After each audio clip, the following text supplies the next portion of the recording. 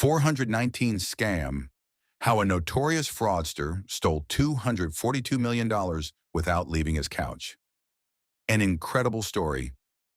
Meet Emmanuel Nude. For 10 years, he deceived banks in France, England, and Brazil. His most famous scam was the sale of a fake airport for $242 million. Most of us have heard of the so-called Nigerian letters. This is a classic scam in which criminals send victims letters promising large sums of money in exchange for small upfront payments.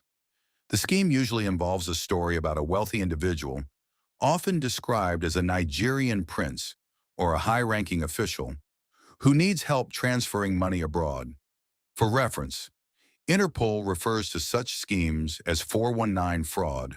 The number 419 comes from the section of the Nigerian Criminal Code that addresses fraud. What set Nude apart from other 419 scammers was the unprecedented scale of his operation. If he was going to run a scheme, it wouldn't be about gift cards. It would be on a massive level. How he sold an airport. To pull off the airport scam, Nude needed three things. 1. Choose the right victim. 2. Establish contact. 3.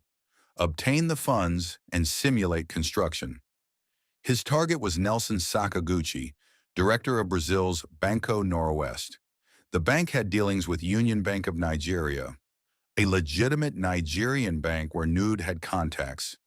Those insiders reportedly informed him about Sakaguchi's weaknesses, the main one being greed.